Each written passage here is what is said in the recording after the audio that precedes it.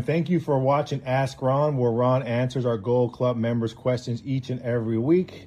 My name is Adel, and I have Ron here. How you doing today, Ron? I'm doing excellent, Adel. Okay. Excellent. Awesome. You guys don't know who Adel is. He's my acquisitionist. In other words, he does all the work to buy and sell houses. And you know, he works at least 2 or 3 hours a week at it, right? Yes, sir. At least. Yeah. Honestly, it's not a full-time job by any stretch of the imagination. He also has several other jobs here. Plus, he's a mentor. Plus, he's doing a lot of conference calls and so forth. Yes, you know, and here he sits filming right now with him. So he's a multitask kind of guy. Yes, sir. All right. First question is from Harvey here in Oregon. Can a bank enforce the due on sale clause on the buyer in a subject to transaction if they find out the house has been sold via subject to, even if the title still shows the seller's name on it? Harvey, first of all, they can enforce it, but they won't. Because the last thing a bank wants is a defaulted house. The last thing.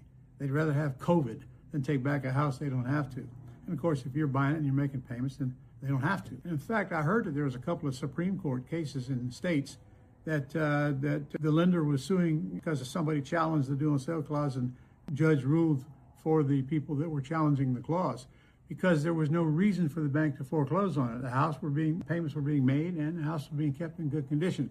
Truth is, all of that doesn't matter because you're not going to get a bank to call a loan due unless something weird has happened. Now, I have seen a couple of cases where the seller pissed off the bank so bad they wanted the house back just to get rid of those people. Right? So I don't know where that. I got threatened one time, and as soon as I made them aware I'm not going to come down and assume their loan or pay it off, they backed off and went away and agreed to keep taking them a payment. So due on sale clause is actually plus if you think about it this way, because some people think it's actually illegal. It is not illegal. It's a term in a mortgage to the bank. It has nothing to do with legality.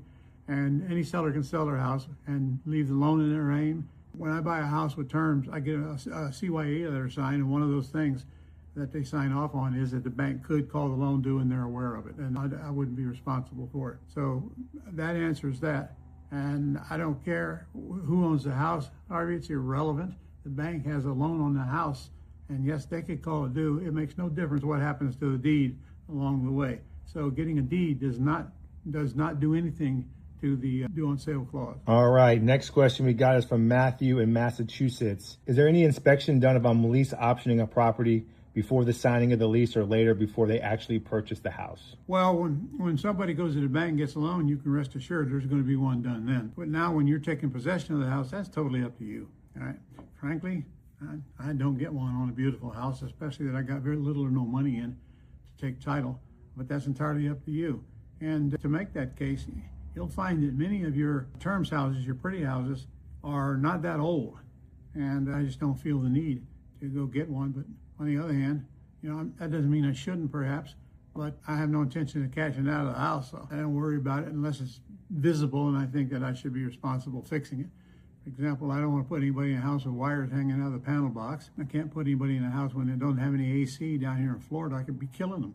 You know, things like that. Some things you might have to do. But truthfully, most of the terms deals, you don't have to do anything to them. Nothing. I mean, nothing. And if it is, it's a very small something. So that's the difference, a big difference between terms and then looking for junkers. We look for junkers. We don't wholesale them. In the meantime, we're coming across a lot of terms deals with the intention of buying it on terms and selling it on terms. So, you know, my goal is to make you self-sufficient and not walk over the dollars to get to the dime and blow away more deals than you make because you've got such a narrow focused blinders on like most people out there. I talk to wholesalers all the time, and I got to tell you, when I ask them, I make it a point to ask them, you know, wouldn't you like to have kept about half of those houses you wholesale? And they admit it. You know, they lost a fortune because they either didn't know or just didn't want to learn why they should be in the pretty house business as well. You make way more money in the pretty house business than you do in the ugly house business, by far. Because when you lease option a house out, you're in this thing for years. So you get all them goodies all along the way. Big down payment measured in the thousands when you put them in the house. Gosh, debt paid down, appreciation, depreciation, forfeited deposits, in which most of them are forfeited, and all these benefits you don't get with wholesaling and rehabbing. Now, I am not preaching against wholesaling and rehabbing. Okay, I've done them both, hundreds of each. Okay, but the terms deals have so many paydays. Wholesaling and retailing only has one payday. Next question comes from Mark and Lisa in Michigan. Ron, I've dealt I've got a deal where the seller owes about $230K and the house is worth around $260. They're open to terms, but they want a little cash up front. What's a quick, simple way to handle that without ruining the deal? Well, I'd like to know what a little cash means, because if the house is in excellent condition and the payment is reasonable, a little cash is not a problem. I mean, suppose you have to give the guy $3 for crying out loud. So what, when you put a tenant buyer in there, you're probably going to get 15, 20 grand, and very shortly after you put it on the market. So, it's common sense to me. If you have to give them a little bit of money, you might want to consider giving them a little bit of money. But first you ask them, what do you mean by a little bit? All right, and let them give you an answer. And then whatever they say, yeah, is that the best you can do? And they come down a little bit. And again, you say, so if I don't give you that, I can't buy the house. And by that time, you either give them money or you don't have to give them money. And honestly, people are way more interested in getting rid of payments on the debt than they are getting a little bit of money. But, some people are so broke they can't move unless they get a little money. And you got to keep that in consideration. They're not going to sell you the house if they can't move because they're stone cold broke. Give them a small down payment, $2,000 or $3,000. That's a lot of money to some people. That's very little money when you compare it to what this deal is going to bring you. Linda from Georgia, where are you finding the best terms deals these days? Are FSBO still the way to go, or do you have better luck with tired landlords and expired listings? All right, first of all, anything that isn't listed with a realtor is a FSBO, no matter if it's a landlord or an owner-occupant. Okay, you find terms deals in the FSBO market. You will not find them in the listed market. You got the realtor in the way. They want top price for the most part. They're paying in the neck, honestly, I don't want to deal with them. So I'm going to deal with the FSBOs, the people that actually own the house. They're the only ones that can tell you what they'll accept your terms or not. And frankly, for me to go to a realtor to present the offer to the seller, I never did like that. And besides, there's 25, 30 times more pretty houses than there are ugly houses, for crying out loud. Why not fish in the pond where the fish are? Jake in Florida, for someone just getting started and short on funds, what's the very first thing you tell them to do this week to get the ball rolling? Well, they ought to be reading my book, for one thing, because it's literally a seminar in a book.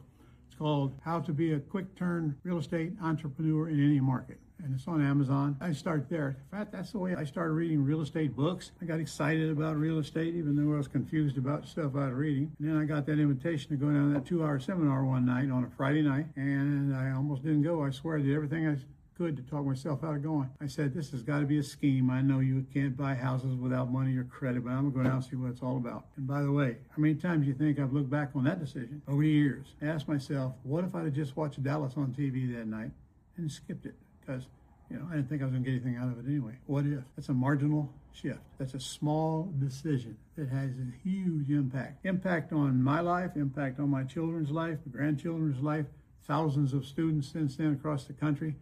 All are benefited because I did not watch Dallas that night. Think about that. Think about these little turning points in your life where you think they're little, but they turn out to be massive, major decisions. You got to know. When I went to that seminar, I had no belief I'd be here today teaching this stuff. I didn't even understand it myself. But gradually I started learning it. I think the difference between me and everybody else in that seminar is I went home and started doing the business, and I got a check, my first $3,000 check 3 weeks after I got out of that seminar. Okay? And from then I was on fire. That's all I want to do. I go buy houses. And I hung around people that also want to go buy houses in my local REIA group. And I just kept on going where most of them, this is work. I got to go back to my job where I don't have to work. And, that's the difference. That's your mental mindset is the only thing that's going to keep you out of business anyway, because mine almost kept me out. Boy, that was a long answer, wasn't it? Good answer. Long but good. Final question. It's a bonus fun question. If you could go back and give a new investor, Ron, one piece of advice before his first deal, what would it be, and do you think he'd actually listen? Your best bet is to do what you need to do to get into my Quick Start Real Estate School, because that is where you learn the basics of this business. You can read books till your eyes bleed. You can listen to videos and watch all the entertainment on YouTube they call training, and you're still not going to have the basics in order so that you can go home step by step and do the business. And that's where you're going to, in fact, the truth is that's the only training you're going to need, because I cover everything. And then, of course, I have other training on commercial and so forth, but Quick Start Real Estate School is it. In fact, if you're watching this and you haven't been, go right now, because it's cheaper than I've ever had it in my entire life right now. I think it's ronlegrand.com/QS. Thank you. ronlegrand.com/QS. The next one will be in March. Get on there right now and take a look at it. Really cheap now. All right. So, all right, that's all of our questions. Just a reminder, if you want to ask Ron your questions, you must be a Gold Club member. So if you want some information about that, head to ronsgoldclub.com. All right. I'll see you all next week.